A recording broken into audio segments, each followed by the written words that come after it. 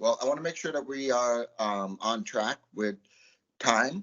So I'm not going to talk too much about this Salk view, which I usually do. I'll just point out that, the Salk architecture was designed to sort of mimic some of these ancient monasteries and ancient temples, and that that infinity line that you see there sort of aligns with the sunset on the equinoxes, which, is kind of cool.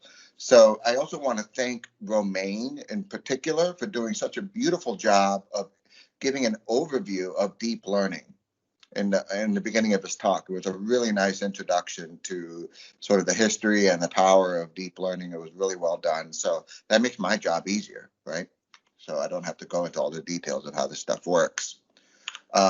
What I will talk about, I don't know what our audience exactly is today. It might be more microscopists, it might be more AI people. But if you've ever sat at a microscope, you know about this so-called triangle of compromise, where you're constantly struggling to decide whether you need more resolution, or you need more speed, or you need more sensitivity. And if you've never sat with a microscope, but you have used a manual camera for photography, it's the same principle, the same problem, where you're trying to get a good image, and you don't want it to be blurry, but you need to make sure you get enough light. So you don't have enough light, so then you increase the gain on your camera, but now your image is noisy. Or perhaps you want to use a flash, but then everyone's blinking instead of actually looking at the camera happily. All of these things happen in a microscope when you're doing imaging. So I'm going to show you a couple examples of that. So here's an example of one of the things that's closest to my heart, which is mitochondrial dynamics. Now, you see tons of papers coming out where people are doing live imaging of mitochondrial fission and fusion to try to understand how these processes are regulated in health and disease. But what we don't talk about is that the actual process of imaging itself induces fission. And that's because of the lasers. They induce something called phototoxicity. Believe it or not, our cells did not evolve to have high-powered lasers shining on them. They don't like it. And one of the first things that happens when a cell starts to get stressed out is the mitochondria start to fragment as a precursor to apoptosis. So in this case, when you're trying to study mitochondrial fission, you're actually inducing the very process that you want to study. It's like a perverted variation of the Heisenberg principle. So in this particular example here, you could see that over time, the mitochondria are becoming swollen and the cell is bleaching, it's getting angry. You're cooking the cell. You're not studying biology, you're studying culinary science, which is not what we set out to do. So one way to get around that is to image with lower resolution or with lower laser dose. I should say lower laser dose. And one way to do that is to use lower resolution. So instead of scanning, let's say 1,000 by 1,000 pixels, you can scan just 200 by 200 pixels using the same dwell speed for a laser scanning confocal. And in that case, you're going to have a much lower laser dose, but you're also going to have much lower signal to noise. And as you can see, your pixels are much bigger. You can't resolve anything. You can't see what's going on. So while the image on the left is undergoing bleaching and fragmentation induced by the high-powered laser and high-resolution imaging, the image on the right isn't bleaching, but it's really hard to tell what's going on, so that data is virtually useless. We have a similar problem with speed. I'm talking about this triangle of compromise now, right? We talk about trade-off between resolution and speed. So on the image on the left, we're imaging at maximum resolution with our AriScan confocal, and we're trying to image mitochondria as they move up and down an axon, which is a very fast, very interesting, very important process. And what you can see is that the image on the left, it looks like the mitochondria are hopping, and you can't tell which mitochondria was the same mitochondria in the frame before or the frame after, and you can't tell if it's accelerating or decelerating. You just see it kind of like almost like a snapshot time lapse instead of like a real video. Whereas the image on the right, you can see it's like more like a video. We're imaging at lower resolution. But now the problem is that because it's lower resolution, we can't resolve individual mitochondria as they move past one another. So it becomes much more difficult to segment and track individual mitochondria. So this is a trade-off again. Do you want that higher temporal resolution or do you want that higher spatial resolution? And that's reflected in the chymographs, where you kind of trace the paths of each of these objects. And on the left, you can see it looks like Morse code, whereas on the right, it's much more smooth, but it's also, the lines are much thicker, which means that you can't resolve individual mitochondria as they move past one another. This is also a problem for electron microscopy, which no one's really talked about so far in this symposium. So on the image on the left, you can see we're scanning a section of brain with a 2 nanometer pixel size, which is what you need to be able to resolve presynaptic vesicles, which is one of the most important components of any brain tissue. That's the actual unit that delivers signals, at the synapse. Whereas in the image on the right, we're imaging with 8 nanometer pixels, which means we can image 16 times faster. And that's great. But as you can see, we can no longer resolve those presynaptic vesicles. And this is a real problem. Right now, the community is gearing up to try to image the entire mouse brain with synaptic resolution. And this is a real thing that we talk about, is what resolution are we going to image at? Because if you want to image a mouse brain at the resolution on the left, it will literally could take easily 160 years. Whereas if you image on the resolution on the right, it'll take, quote unquote, only 10 years. So then you have to talk about data size and all of the challenges that come along with those differences in speed and data size, and what information do we really need? Do we just need to be able to find the synapses, or do we want all the juicy details of what's happening inside the cell? Now, as a cell biologist, I care about what's happening inside the cell. So this type of trade-off is just unacceptable, but the point is it's a major issue. Now, EM samples also suffer from damage from too many electrons instead of too many photons, like I showed you with the live imaging cell.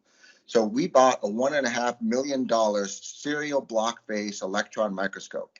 And the way this beautiful machine works is it images the surface of a tissue, and then it cuts a 70 nanometer slice off or whatever, and then it images the new surface, and then it cuts, image, cuts, image, cuts, image. So it does this volumetric 3D EM imaging in a semi-automatic way, which is wonderful. But what they don't tell you when they sell you the machine is that if you try to image it with very high resolution, very high electron dose, which is what you need for resolution and for signal to noise, the sample actually starts to melt. And when a sample starts to melt, you can't cut it with a blade cleanly anymore. And that's what you see happening on the left. So on the left, we're imaging at maximum resolution, which is great. But when we're trying to cut an image through, it's not happening. It's like trying to cut melted butter. Whereas the image on the right, we're imaging again with 8 nanometer pixel size. We're cleanly cutting and imaging through the sample, but the signal to noise is awful. The resolution is awful. So you're not going to get as much information out of that data set as you would in the data set on the left. So once again, the trade-off between resolution and sample damage in this case. So I mentioned photography earlier. I used to be a professional. I haven't done it much lately because I've been busy with other things. Like running a core. So, but I still read the photography blogs. And way back in 2017, I came across this article reporting the use of AI to enhance low resolution pixelated photos to restore them to full resolution, high quality photos. And that blew me away. I had thought about deep learning for segmentation, which is where it's been used for quite a long time, but I had not quite thought about it for image restoration or super resolution. So that was really exciting. So that leads to the obvious question, which has already kind of been answered in this symposium in some ways. Can we generate a deep learning super resolution model that restores undersampled images acquired on a point scanning microscope? So I already pointed out that if you undersample images, you're going to have two things. You're going to have lower resolution because you have larger pixels. You're also going to have lower signal to noise because you're scanning with the same pixels all the time, so you're getting less dose, you're collecting less information. So you got a simultaneous operation you want to perform, which is denoising and super resolution. So to do this, we took this approach. And this is all spearheaded by Linjing Feng, who's our image analysis engineer in the core. So what we did was we got a hold of beautiful gold standard electron microscopy data from Kristen Harris, our collaborator at UT Austin, who is, the best in the world at getting high resolution EM images. So they gave us about 150 gigabytes of EM data. high quality, high resolution.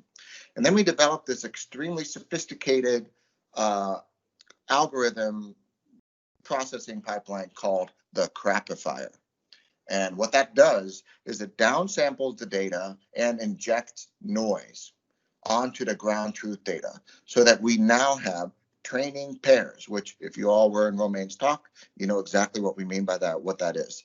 So now we've got training pairs that we can train a UNet with to go from this low resolution crappy image back to the high resolution, high quality image. And then we test the results with real world data that we acquired on our own microscope. Now, I want to talk a little bit about this Crappifier. It is so valuable to be able to do this, because if we wanted to take real world data pairs, if we wanted to train a model by taking high and low resolution images at the microscope, that would take hundreds of images of imaging hours. And in my subsidized core, where things are way below real cost, $35 an hour, it would have cost us $17,000 to just to generate the data to train a model. On the other hand, if you can find a data set that already exists that's good quality, which we just heard about in the previous talk, you can take that data and with just 2 hours at a computer, you can crappify it, and then you can train a model with that. So that only costs $16 to generate that quote unquote training data if the data already exists somewhere. So this is incredibly valuable. And I feel like it's a little bit misunderstood by computer scientists, just how difficult it is to acquire training data. It's not trivial.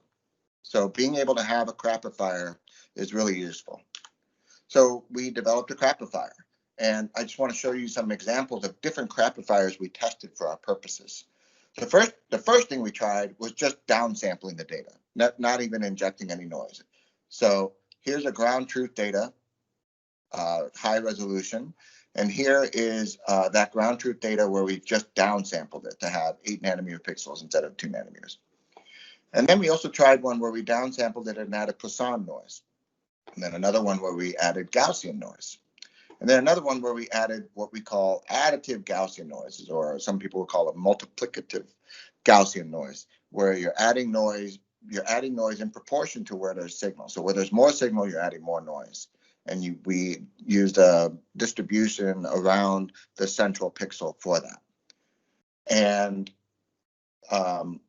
so that's what the input data would look like for the training. And then we also tested and compared them to real world low resolution acquired data. And what we got, this is kind of a lot, so I'll try to, but I'm going to try to go through it pretty quickly. These are the results of models trained with those different Crappifiers.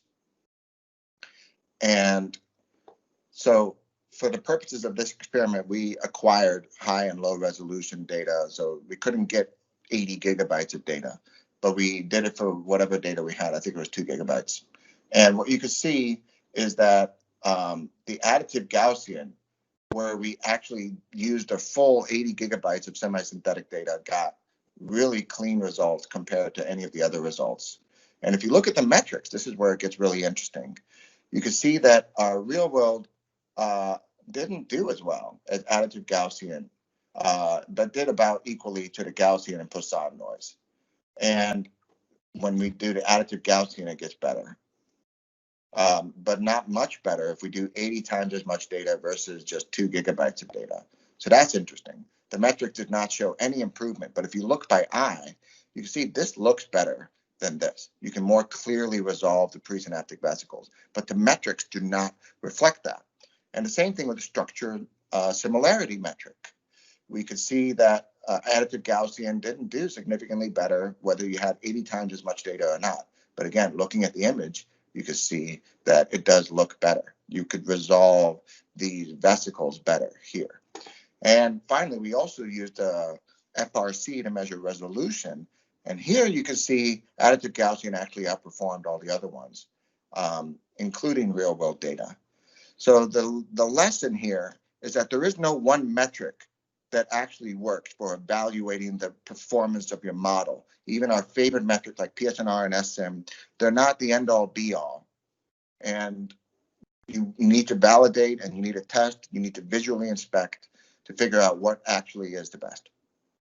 So long story short, we were able to get really good results. Here's an example of an input low resolution image, and here's the output of our deep learning model that was trained with additive Gaussian noise. And here's the so-called ground truth data that we acquired on our microscope with the same sample at high resolution. You can see that we have much less noise than even the ground truth data. You can argue that we maybe perhaps lose some of the high frequency information available in the ground truth data, so it's not perfect. But long story short, we can now do serial block face EM with 8 nanometer pixel size and then restore back to 2 nanometer pixel size, getting back all of that juicy detail like the presynaptic vesicles that we would be unable to see in the raw data. And happily, our pre-trained model works out of the box without any additional training on other people's microscopes and other people's data. So here's some data from Genelia Farms. FibSem data, completely different modality, different sample, different prep, and it still works really nice. You can still get a lot of really cool info out of it. And one happy circumstance is, we're removing all the noise, which for semi-automated segmentation really improves things a lot. Henry Novak, the guru in our lab, said this was one of the easiest segmentations he ever did, and it was much faster than doing a normal segmentation. So that's a very nice result of this work. Now, I mentioned the metrics not being the end-all be-all. Visual inspection is great, but what you really want to know is that your model isn't producing something out of thin air, right? That it's just making stuff up. You want to know that at least for the biological structures of interest, that you're getting accurate information. So to do this, I believe the gold standard here is segmentation. So what we did was we blinded 2 human experts to look at the data from each set and segment presynaptic vesicles. And what we found was that the false negatives for presynaptic vesicle detection went down from 43% to 13%. Interestingly, the false positives went up a little bit from 11% to 17%. Now, a false positive is defined as something that we see in our model output that we did not see in the ground truth. Now, does that mean that it wasn't really there? I'm not sure, because our ground truth data is pretty noisy too. And here's the really important thing. The error between a model and the ground truth was the same as the error between 2 humans looking at the ground truth. In other words, we're within the noise of the measurement, of the best measurement we can possibly make anyway. So that's really promising, really great news. So of course, we want to know, can we also apply this for fluorescence imaging? And the answer quickly is yes. This is not very different from what we saw with the CARE paper, where we've got like a low signal to noise, in our case, also a low pixel resolution image on the left, and the output on the right looks great. We removed the noise. We've gotten sharper images because we've increased the pixel resolution. It's also performing some stuff like ARIScan style deconvolution just through the whole transfer function that is learned from our training data. But there is a problem, which is when you do time-lapse imaging of these structures, these mitochondria, which are at the limit of detection in spatial temporal resolution. What we saw was we started to get these flickering artifacts. And that's because the noise is changing in every single frame, and it's doing the best job it can to predict. But it's going to result in flickering, which makes certain things impossible for analysis. For example, we're interested in knowing when mitochondria break apart and merge together again, mitochondrial network analysis. And when you have flickering like that, it looks like there's a fission event happening in every mitochondria in every single frame. It doesn't work. So what we realized is that we have the advantage here in time-lapse video microscopy of having multiple frames that we can use for additional information to make a better prediction for each individual frame. So to do this, we developed what we call a multi-frame approach, where we take the t-2 all the way to t+2 time points to infer on the center time point. And I got to emphasize that this type of training is impossible without a Crappifier. You can't, first of all, it's really hard to take simultaneous images at high and low res of a single sample, even for a single frame, because everything's moving. So you finish imaging your low res and then you go to high res, things have moved a little bit, so you don't have perfect alignment. So that's one problem. Second of all, if you want to do it over multiple frames, you've got a real problem. So what we did was we took really high resolution video images and we crappified them, and now we've got training pairs. And instead of just using frame-to-frame training, we use multiple frames to train and infer on the center frame. And when we do that, now we've gotten rid of a lot of those flickering artifacts, and we can now detect fission events that would be otherwise impossible to detect, as you can see here. So on the left, we have the low resolution. On the right, we've got the inferred, and you can see this nice fission event here. By the way, I just want to mention, as a sanity check, you can always look back at the original raw data, and maybe in the original raw data you would not have known what to see, but now that you've seen it here, you can look here and you can see that it's not made up out of nothing. That really was a fission event. But I challenge you to have detected that without the restored image. Same thing goes for that imaging speed problem I told you about for imaging neuronal mitochondria. Now we could take a low resolution mitochondria videos of axons, and even though we can't resolve individual mitos when they're passing each other in the raw data, we can restore it and we can identify mitochondrial fission events. We can resolve the mitochondria and get much better data. And of course, now we're also using machine learning, in particular elastic, to segment those individual mitochondria as they move up and down the axon. And one really exciting future direction for us is we're going to be doing correlative microscopy, where we do live videos of mitochondria moving in axons and then fix the cell and perform electron microscopy on that same cell, and then classify manually with human annotation which mitochondria were moving in what direction and which ones were not, and eventually train an EM model to be able to tell you just from the electron microscope image which mitochondria were moving, which ones weren't, where were they moving. So we can actually impart dynamic information to our electron microscopy. Could be very cool. So that's the future direction. These are the concluding observations. We don't need real training pairs. If you've got high quality data somewhere, you can use a Crappifier to generate a trained model. And if you've got a lot of data like we do for EM, it can work almost out of the box for other people's microscopes, other people's preps. It's quote unquote generalizable.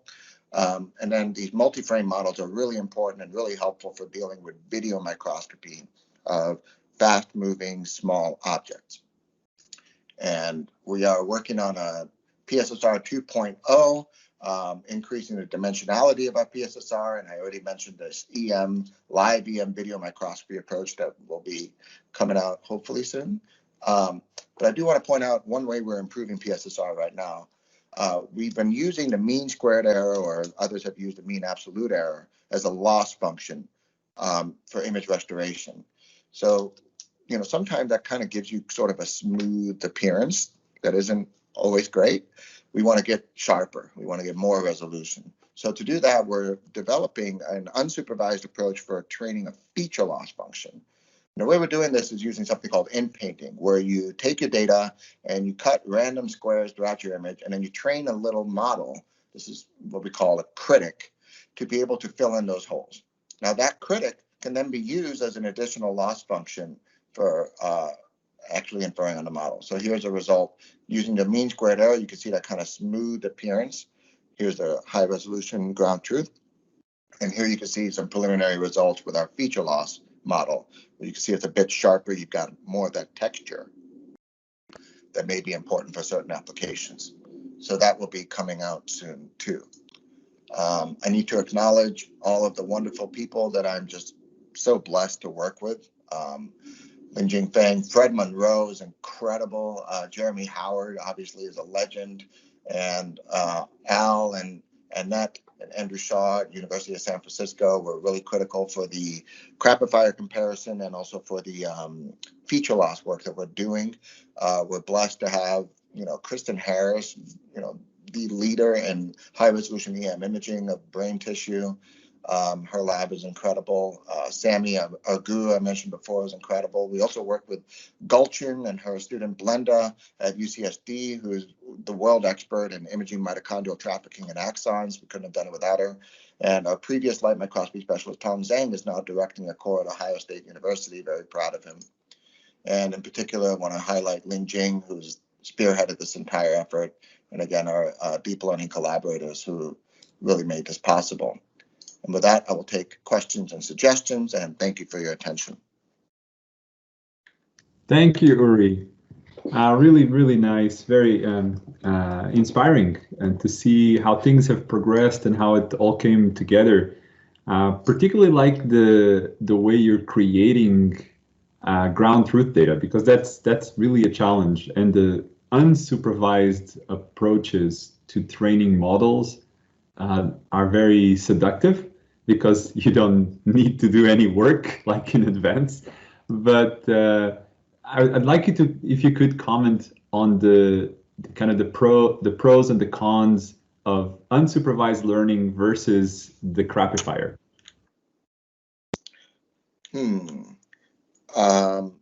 So what do you mean by unsupervised learning versus the Crappifier? Because the Crappifier, so the Crappifier takes ground truth data and then allows you to train a model.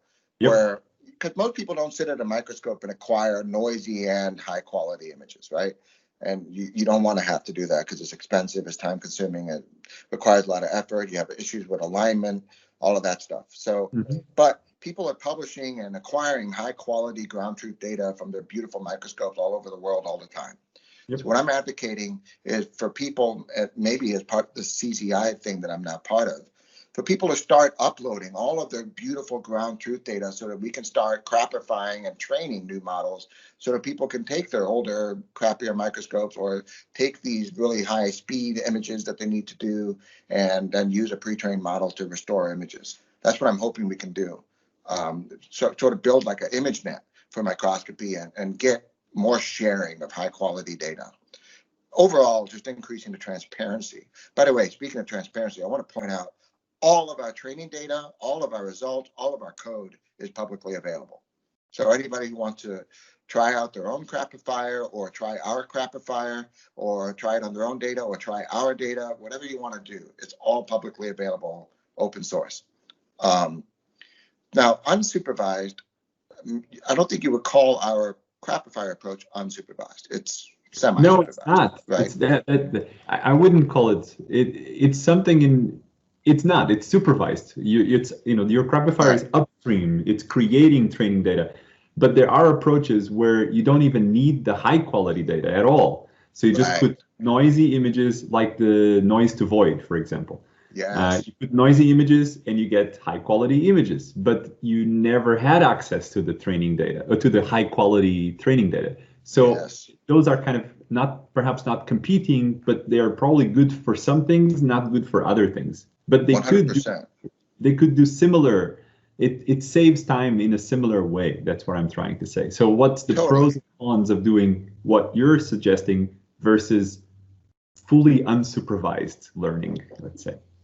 Well, I'm a huge fan of the unsupervised learning. I mean, in a way, unsupervised models that actually work are the ultimate in generalizability, which is the ultimate goal of deep learning, right? You want to be able to take a model without worrying about it, knowing that it's going to work out of the box for whatever data you throw at it, which is, again, also an advantage of like real deconvolution algorithms, right? Because they use the microscope transfer function and you don't have to worry about pre-training or overfitting with previous training data or anything like that.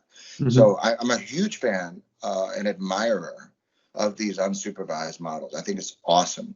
Now, whether that also works for super resolution, because remember, we're not just doing denoising now, we're also doing super resolution, then it starts to get trickier. And in general, even the noise to void paper, I think, showed that a supervised model still performed better than an unsupervised model.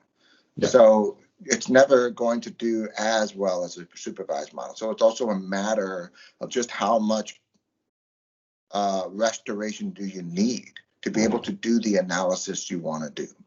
If you don't need it, then unsupervised is the way to go. I mean, you don't need no work at all. It's great. But if you need every little, bit of information you could squeeze out of your data, then you're probably going to want to go to a supervised model, and or as we all keep working, maybe we can develop better unsupervised methods, using some of these principles. And I believe that's going to happen. It's a very exciting time in AI microscopy right now. I think we're just scratching the surface of what's possible. Totally agree. And probably they could even work in conjunction. So your approach is like a vision of sharing all of the great data that is already out there and just crunch it to create the matching pairs. Once you have that, you can probably study those matching pairs to create a model that can actually generalize really well, because it's such a broad body of training data, right? Once you're there. Yeah. So that's super exciting. We should be doing that. We should totally be doing that. Most of this work is publicly funded anyway. I'm really trying to advocate for moving toward massive transparency is what I'm calling it. So everything is shared and benefited from. You see how these social media companies like Twitter and Facebook are building these massive models because they have all this data that's just sucking up from everywhere. Why can't we do that with our microscopes? Why can't we just have everything from everyone's microscopes going up into the cloud and building these massive models that could really make what would otherwise be impossible possible? That's totally. I mean, the natural language processing breakthrough, the recent one, the GPT-3, comes not from a really fancy new network, but from basically gobbling up the whole of Wikipedia and big chunks of the internet and learning from just a large body, a much, much larger body than the previously trained model. So I wonder, how is it going to look like when it's GPT-15 in a few years' time from now? Oh my God, it's going to be so horrifying and amazing at the same time.